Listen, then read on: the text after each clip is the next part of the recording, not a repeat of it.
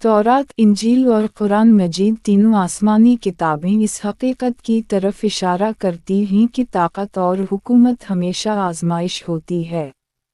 तौरात में बनी इसराइल की तारीफ के ज़रिए ये बताया गया कि जब कौमें अदल और इताअत को छोड़ देती हैं तो उनका निज़ाम कमज़ोर हो जाता है। इंजील में भी बादशाहतों के ज़वाल और रूहानी इन्हिराफ के नताइज का जिक्र मिलता है। कुरान मजीद वाज़ेह तौर पर बताता है कि ज़मीन की हुकूमतें अल्लाह की अमानत हैं और जब इंसान उस अमानत में ख़यानत करते हैं तो अंजाम ज़वाल होता है। ये कहानी सिर्फ माजी की नहीं बल्कि हर दौर के इंसान के लिए एक आईना है। ये वाक़या उस दौर के बाद शुरू होता है जब हज़रत सुलेमान अलैहिस्सलाम की अज़ीम सल्तनत अपने उरूज पर थी। वो एक ऐसी हुकूमत थी जिसमें अदल था, इल्म था, नज़म था और ताकत थी। लेकिन तारीफ़ का उसूल ये है कि उरूज के बाद ज़वाल का इम्तिहान शुरू होता है। हज़रत सुलेमान अलैहिस्सलाम के बाद जो दौर आया वो एक फ़ैसला किन मोड़ था। ये वो लम्हा था जब एक अजीम सल्तनत की वहदत को संभालने की जिम्मेदारी नई नस्ल के हाथ में आई। लेकिन असल सवाल ये था कि क्या नई नस्ल इस जिम्मेदारी को समझती है या नहीं। हज़रत सुलेमान अलैहिस्सलाम के बाद इनके बेटे ने हुकूमत संभाली। उस वक्त सल्तनत बज़ाहिर मजबूत थी, शहर आबाद थे, ख़ज़ाने भरे हुए थे, फ़ौज मौजूद थी और निज़ाम कायम था। लेकिन अंदर ही अंदर एक खामोश तब्दीली शुरू हो चुकी थी। ये तब्दीली ताकत की नहीं थी बल्कि सोच की थी। जब एक नस्ल तवील अरसे तक अमन और खुशहाली में रहती है तो वो अक्सर इन उसूलों को भूल जाती है जिन्होंने इस खुशहाली को मुमकिन बनाया था। यही वो लम्हा होता है जहाँ तारीख बदलती है। सल्तनत के लोगों ने आहिस्ता आहिस्ता सख्ती को महसूस करना शुरू किया। इन पर जिम्मेदारियां थीं, कवानीन थे और नज़म व ज़ब्त था। कुछ लोगों ने ये कहा कि हमारे ऊपर बोझ ज़्यादा है। वो चाहते थे कि हुकूमत कुछ नरमी करे। यही वो मुतालबा था जो एक बादशाह के सामने पेश हुआ। ये कोई बगावत नहीं थी, ये सिर्फ एक दरख्वास्त थी। लेकिन हुकूमतों की तारीफ ये बताती है कि बाज़ औक़ात छोटी दरख्वास्तें भी बड़े फ़ैसलों को जन्म देती हैं। बादशाह के सामने दो किस्म के मुशीर थे। एक वो जो तजुर्बाकार थे, जिन्होंने पुराने निज़ाम को देखा था, जिन्हें हिकमत और सब्र का इल्म था। दूसरे वो जो नौजवान थे, जो ताकत को सख्ती समझते थे और इक़्तिदार को दबाव से कायम रखना चाहते थे। ये वो मकाम था जहाँ एक फ़ैसला सल्तनत को जोड़ भी सकता था और तोड़ भी सकता था। बादशाह ने नौजवान मुशीरों की बात मानी। इन्होंने उसे मशवरा दिया कि अगर तुम नरमी दिखाओगे तो लोग कमज़ोर समझेंगे, अगर तुम सख्ती करोगे तो लोग तुम्हारी ताकत को तस्लीम करेंगे।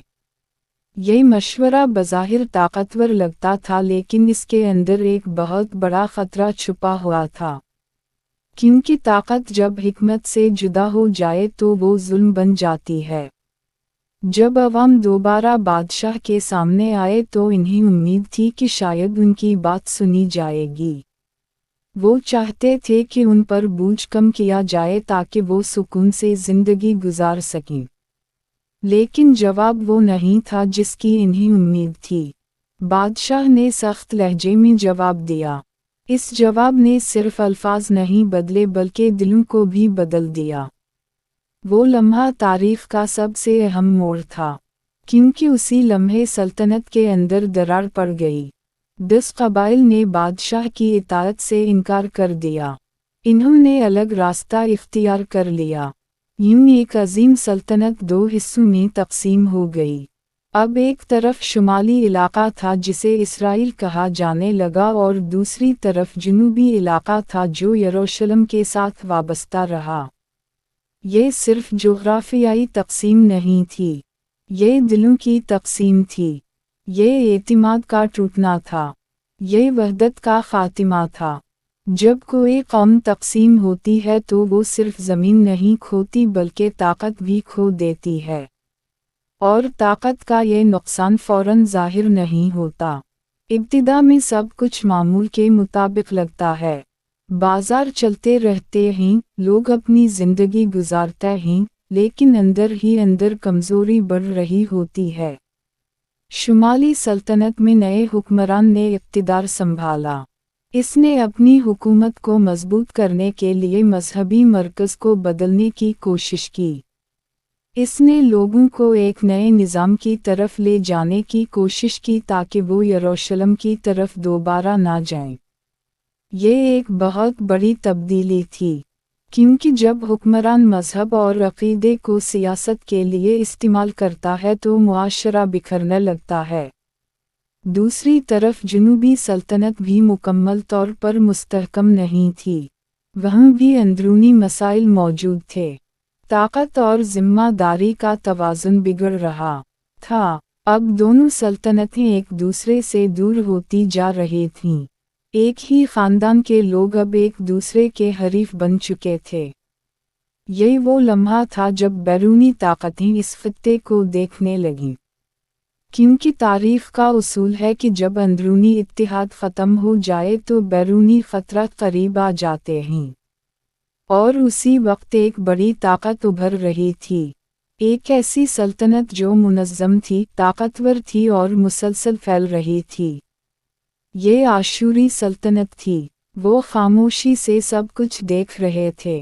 इन्हें किसी जल्दी की ज़रूरत नहीं थी, क्योंकि वो जानते थे कि जब कौमें खुद टूट रही हों तो इन्हें तोड़ने की ज़रूरत नहीं होती, वो खुद ही गिर जाती हैं।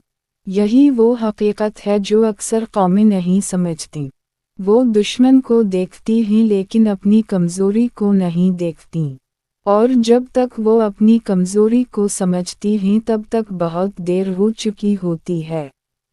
उस वक्त दोनों सल्तनतें एक दूसरे से लड़ रही थीं, एक दूसरे पर एतमाद नहीं था और अंदरूनी तौर पर कमज़ोर हो रही थीं। यही वो आगाज़ था जिसने आने वाले बड़े ज़वाल की बुनियाद रख दी। तौरात, इंजील और कुरान मजीद तीनों आसमानी किताबों की मुश्तरका तालीम यह है कि जब कौमें अदल छोड़ देती हैं, जब रहनुमा हिकमत के बजाय ख्वाहिशात को तरजीह देते हैं, और जब लोग सच्चाई से दूर हो जाते हैं तो फिर निज़ाम आहिस्ता आहिस्ता अंदर से कमज़ोर हो जाता है।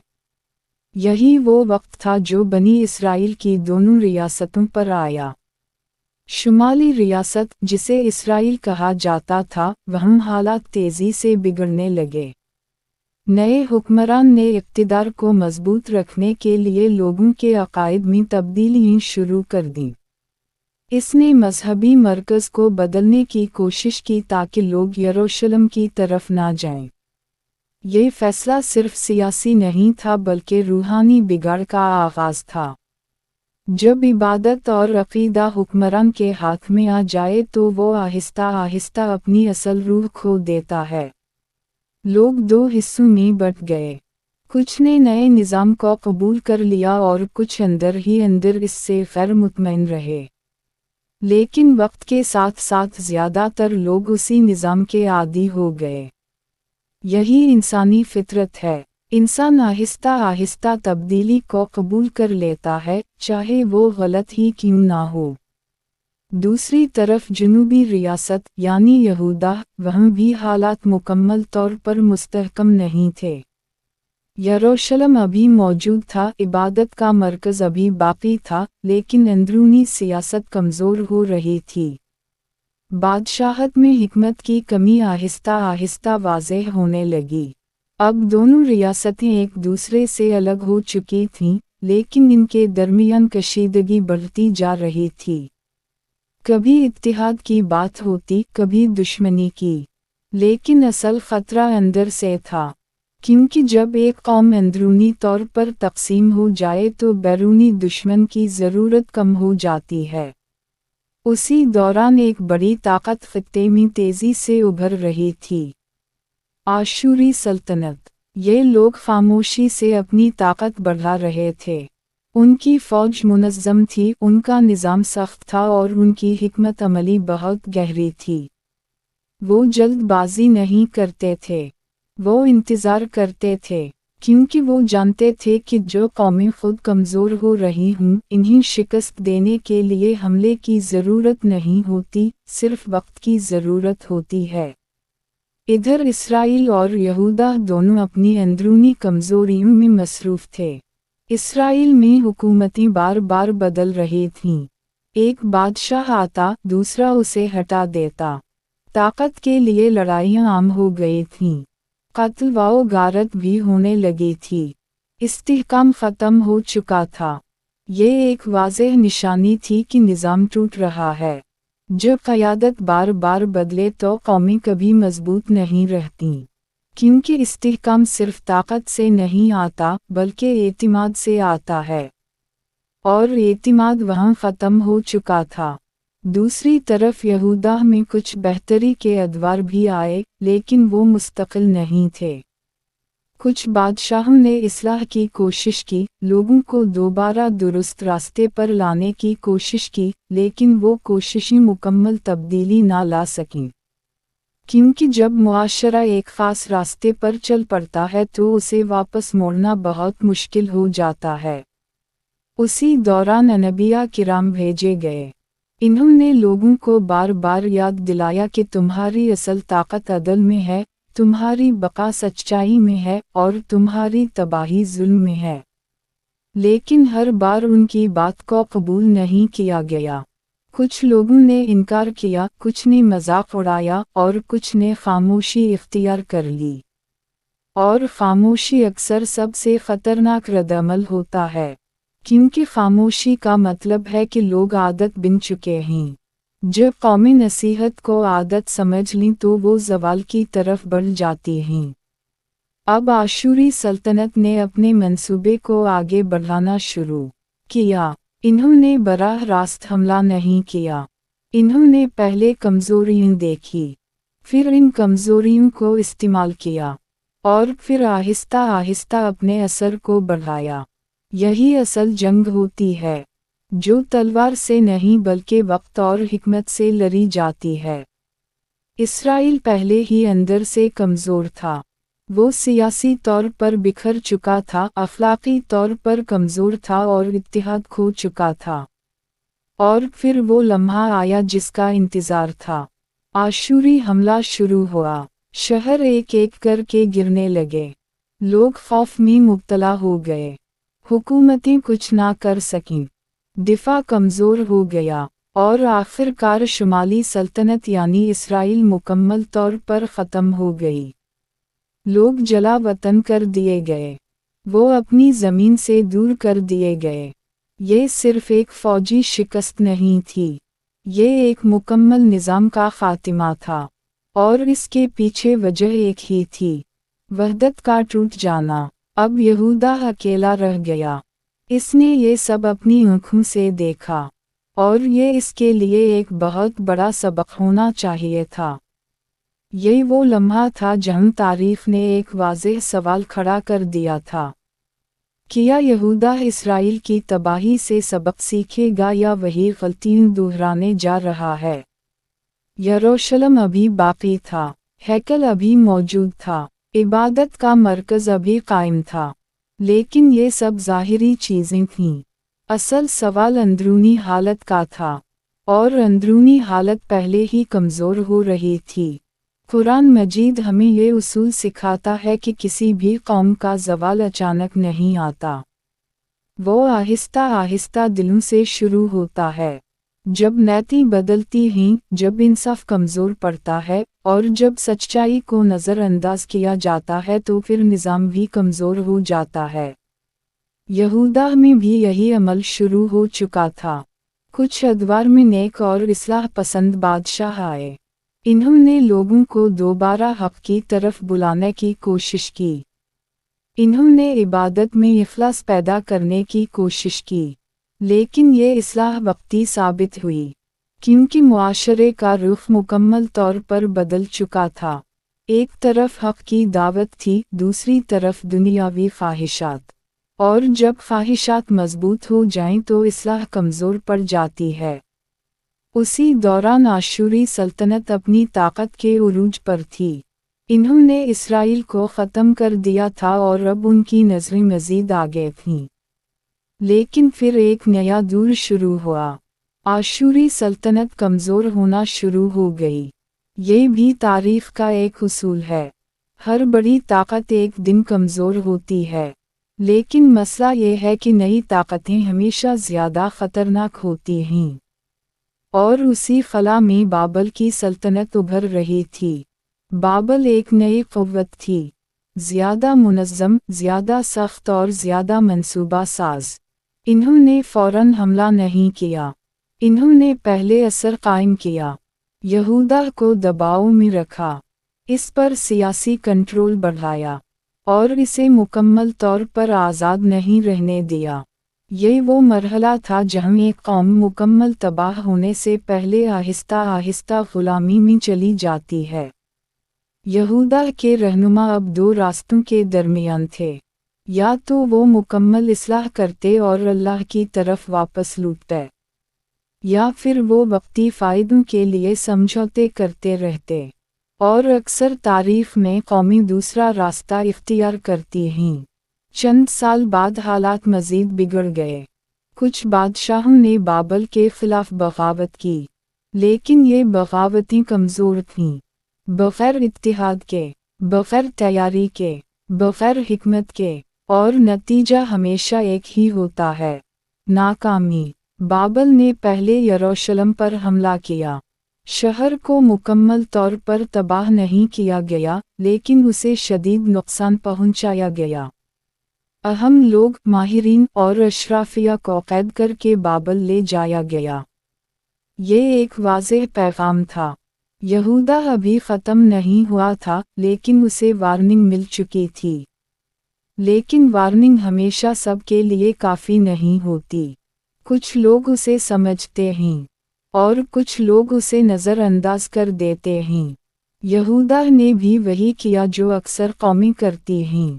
इन्होंने समझा कि ये एक वक्ती मसला है, कि शायद हालात खुद ठीक हो जाएंगे। लेकिन हालात खुद कभी ठीक नहीं होते, इन्हें ठीक करना पड़ता है। और जब वक्त गुजर जाता है तो फिर इस्लाह मुमकिन नहीं रहती, सिर्फ नताइज बाकी रह जाते हैं। कुछ अरसे बाद बाबल का बादशाह दोबारा वापस आया। इस बार मकसद सिर्फ कंट्रोल नहीं था, इस बार मकसद फैसला किन था। यरूशलेम का मुहासरा किया गया, शहर के अंदर खौफ फैल गया, खुराक कम हो गई, ताकत ख़त्म होने लगी और उम्मीद दम तोड़ने लगी। और फिर वो लम्हा आया जिसका सबको खौफ था, यरूशलेम का ज़वाल। हैकल तबाह हो गया, शहर जल गया और लोग जला वतन कर दिए गए। यही वो अंजाम था जिसकी बुनियाद बहुत पहले रखी जा चुकी थी। जब वहदत टूटी थी, जब क़यादत में हिकमत कम हुई थी, जब नसीहत को नज़रअंदाज किया गया था, ये सब इस अंजाम की तरफ ले जा रहा था। ये कहानी सिर्फ एक कौम की नहीं है, ये हर इस मुआशरे की कहानी है जो ये समझता है कि ताकत हमेशा कायम रहती है। लेकिन ताकत कायम नहीं रहती, सिर्फ उसूल कायम रहते हैं। अदल के उसूल, इत्तिहाद के उसूल और हिकमत के उसूल। जब ये ख़त्म हो जाएं तो सल्तनतें भी ख़त्म हो जाती हैं। आज हम पीछे मुड़कर देखते हैं तो ये वाक़या सिर्फ तारीफ़ नहीं लगता, ये एक आईना लगता है, हर कौम के लिए, हर दूर के लिए और हर इंसान के लिए। क्योंकि सवाल आज भी वही है, क्या हम अपनी गलतियों से सबक सीखते हैं, या हम तारीफ़ को दोबारा दोहराते हैं। और उसी सवाल पर ये पूरी कहानी ख़त्म होती है।